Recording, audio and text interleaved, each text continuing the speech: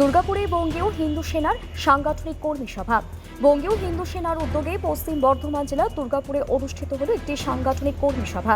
সবাই উপস্থিত ছিলেন সংগঠনের প্রতিষ্ঠাতা শ্রী অম্বিকানন্দ মহারাজ। বিশেষ অতিথি হিসেবে উপস্থিত ছিলেন দুর্গাপুর পূর্বের বিধায়ক চন্দ্রশেখর বন্দ্যোপাধ্যায়। এছাড়াও উপস্থিত ছিলেন বঙ্গীয় হিন্দু সেনার পশ্চিম বর্ধমান জেলা সংগঠনের একাধিক পদাধিকারী ও কর্মী। অনুষ্ঠানের সূচনা হয় ভারত মাতার প্রতিকৃতিতে মাল্যদান এবং মঙ্গল প্রতীক প্রজ্বলনের মাধ্যমে। এরপর সংগঠনের সাংগঠনিক কার্যক্রম, ভবিষ্যৎ পরিকল্পনা এবং জেলার বিভিন্ন সাংগঠনিক বিষয়ে বিস্তারিত আলোচনা হয়। সবার শেষে সংগঠনের জেলা কর্মীদের সঙ্গে বিশেষ বৈঠকে পশ্চিম বর্ধমান জেলার কনভেনর হিসেবে নীলকণ্ঠদের নাম ঘোষণা করা হয়। পাশাপাশি জেলার বিভিন্ন এলাকায় সংগঠনের কার্যক্রম আরও বিস্তৃত ও শক্তিশালী করার লক্ষ্যে একাধিক সাংগঠনিক সিদ্ধান্ত এবং ভবিষ্যৎ কর্মসূচিকে নিয়ে আলোচনা করা হয়। অনুষ্ঠানে বক্তব্য রাখতে গিয়ে বঙ্গীয় হিন্দু সেনার প্রতিষ্ঠাতা শ্রী অম্বিকানন্দ মহারাজ বলেন, বঙ্গীয় হিন্দু সেনা একটি অরাজনৈতিক সংগঠন। হিন্দু সমাজকে জাগ্রত করা, হিন্দুদের নিরাপত্তা নিশ্চিত করা এবং হিন্দু সংস্কৃতি ঐতিহ্যকে মানুষের কাছে পৌঁছে দেওয়াই আমাদের মূল লক্ষ্য।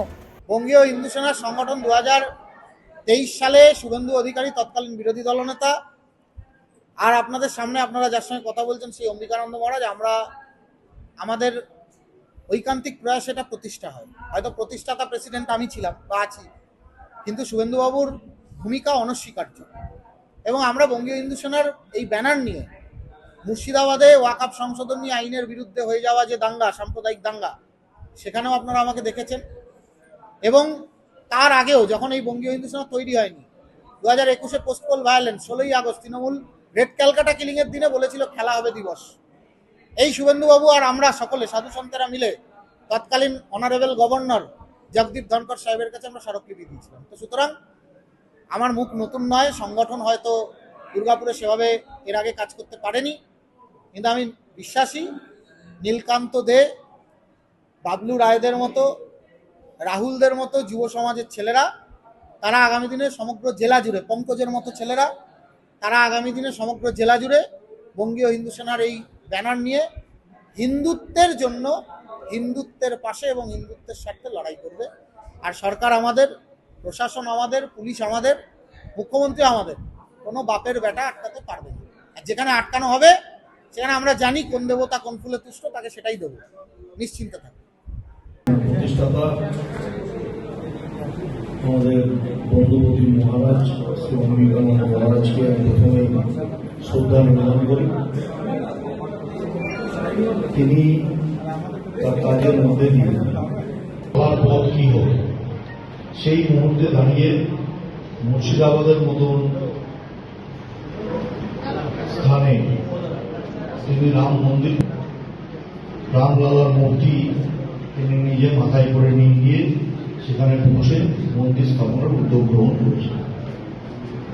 আমাদের বিভিন্ন বাংলায় আমরা যারা এখন নির্বাচনে ক্ষমতায় আসার পর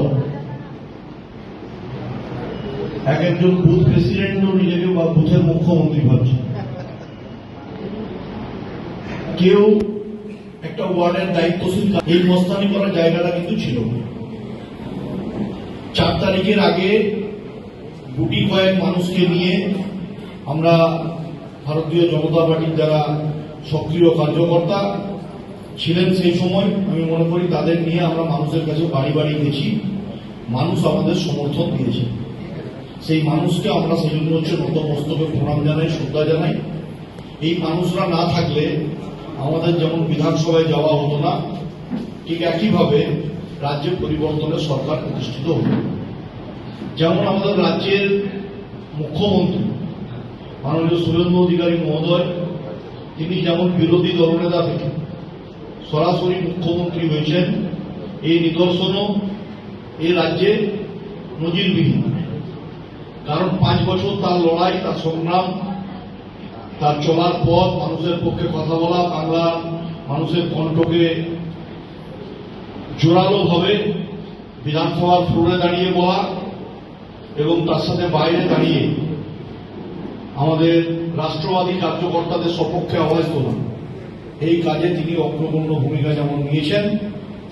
পার্টির সাংগঠনিক প্রক্রিয়ায় সুনীল বনসলজি থেকে শুরু করে আমাদের এ রাজ্যের যারা পার্টির অভিভাবক, অমিতাভ চক্রবর্তী থেকে শুরু করে রাজ্য সভাপতি আমাদের শ্রমিক ভট্টাচার্য, তাদের যেমন ভূমিকা অগ্রগণ্য ছিল, শ্রমিকরা আজকের দিনে দাঁড়িয়ে আমাদের কোথাও কোথাও কার্যকর্তাদের সম্পর্ক ক্ষোভ প্রকাশ করছে না।